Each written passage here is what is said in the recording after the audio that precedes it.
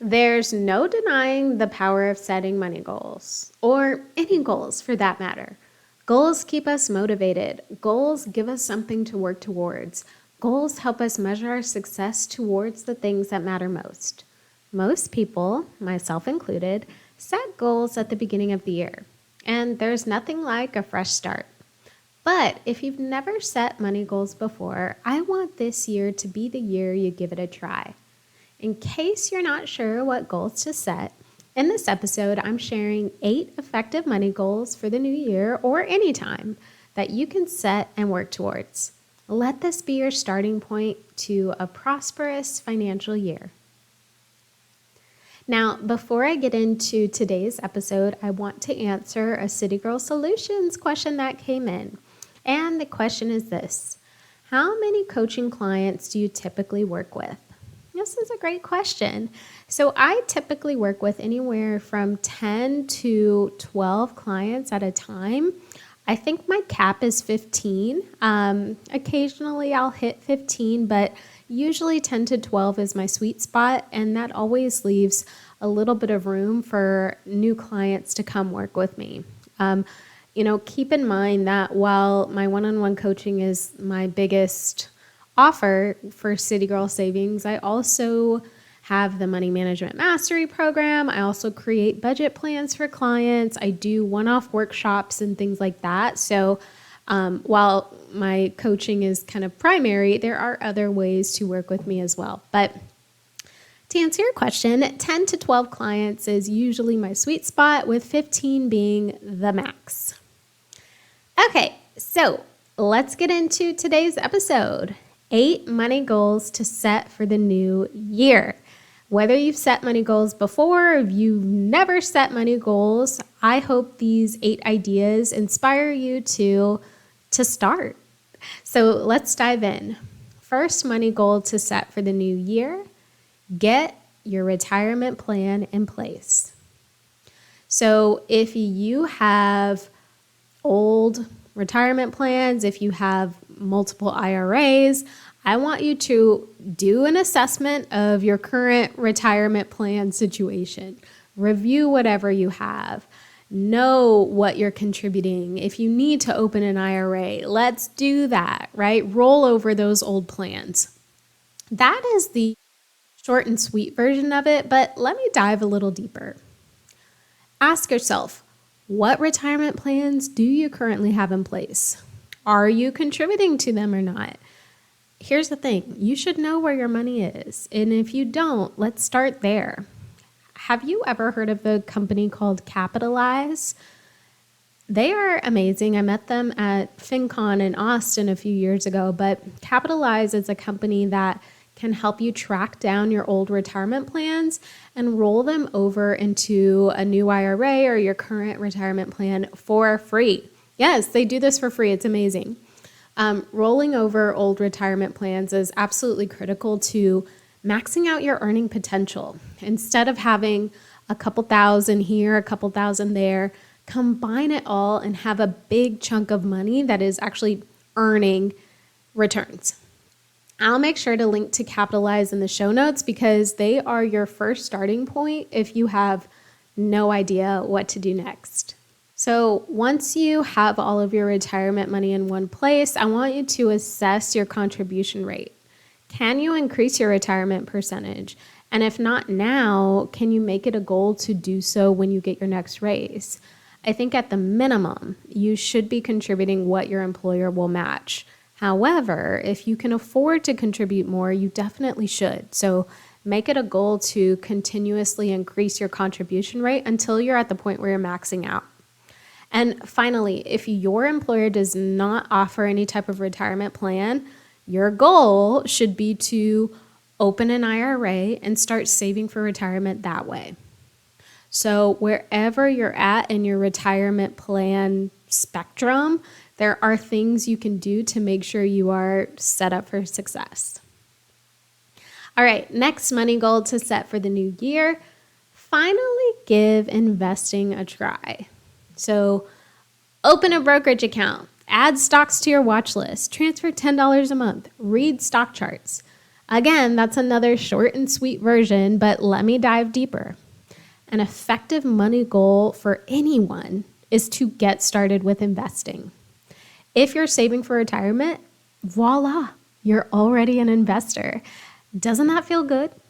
Now, take it up a notch and open a brokerage account. There's no upfront cost to do so, and this can help you get used to their trading platform. Now, I know there are a lot of options out there, but please don't let that stop you from moving forward. You can't go wrong with Public, Betterment, Robinhood, Vanguard, or Fidelity. Now, once you're comfortable with the brokerage account and platform, I want you to start adding stocks to your watch list. So each platform allows you to save stocks kind of as your favorites. And as these stocks are added to your favorites, you can keep an eye on them. This will allow you to keep pulse on the specific stocks in your watch list and see how they perform over time. Eventually, you'll get to a place where you'll notice, hey, the price is down and I have money in this account. Why don't I invest in this?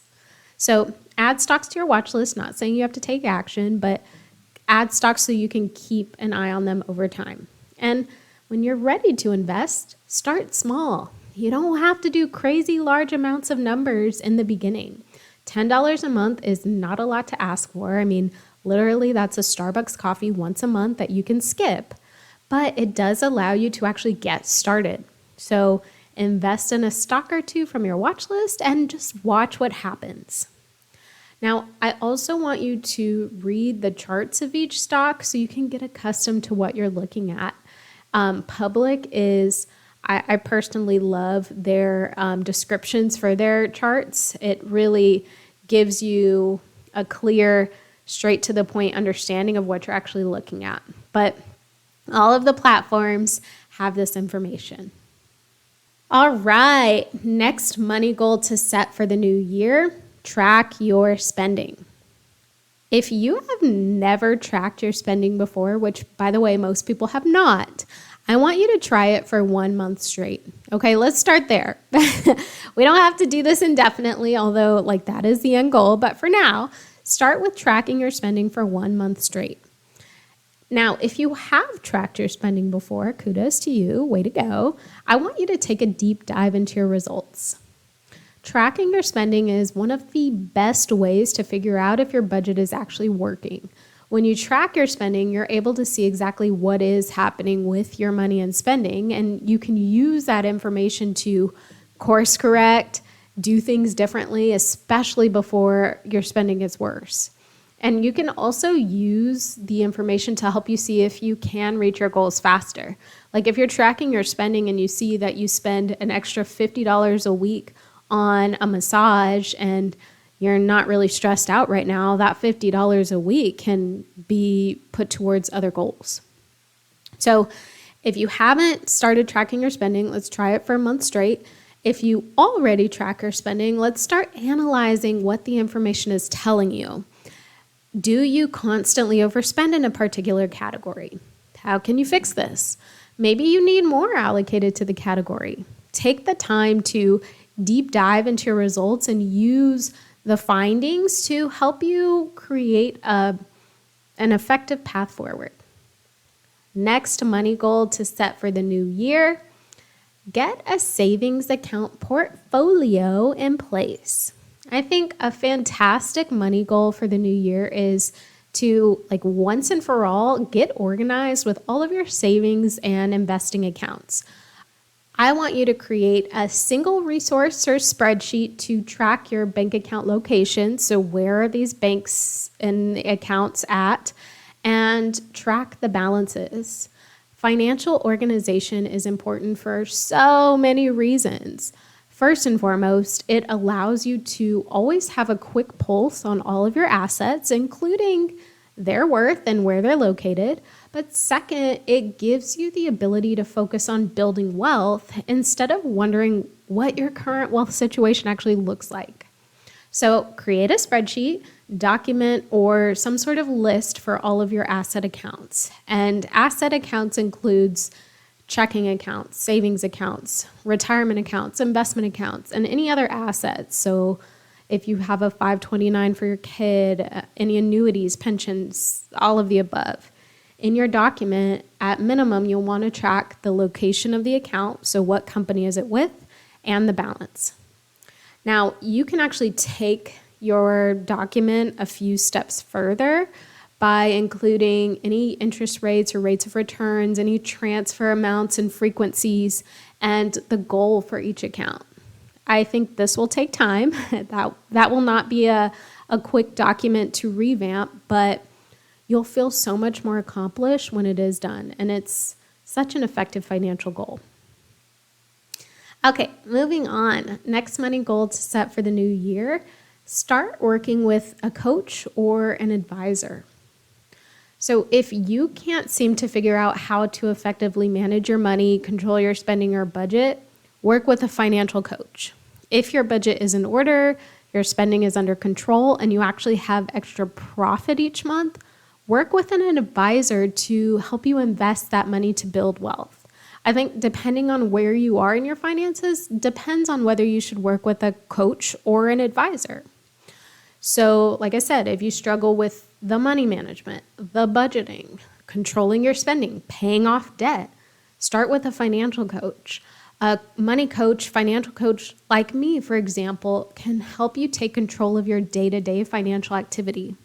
Once you have a handle on your money, you have paid off your debt, your savings is where you want it to be, you can control your spending, and you're ready to actually build wealth through investing, that's when you can start working with a financial advisor. And a financial advisor can be found at a variety of financial institutions, and ultimately they can help you manage your investments to get you the best rate of return.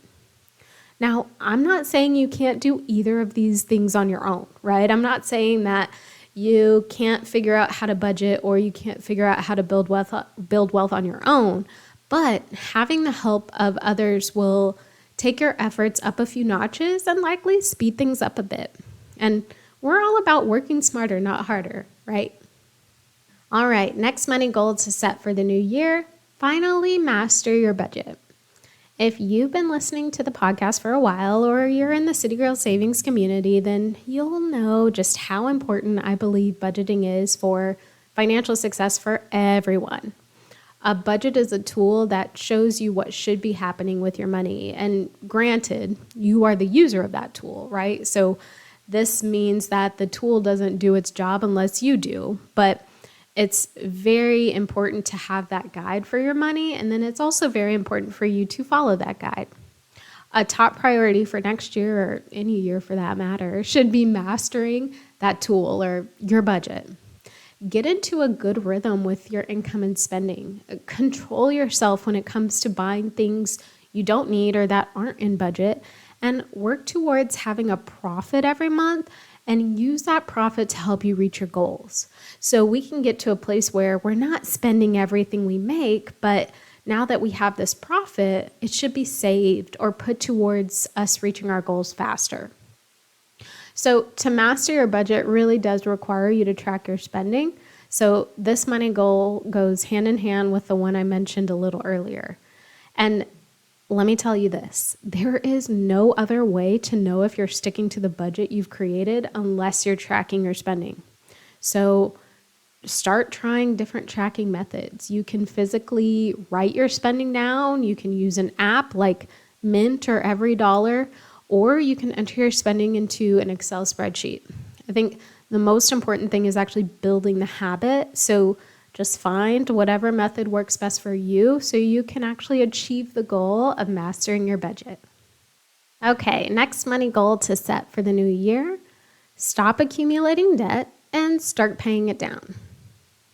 Let's be real. Debt is draining, debt is heavy, debt is expensive, and debt is something we should all be working to get rid of.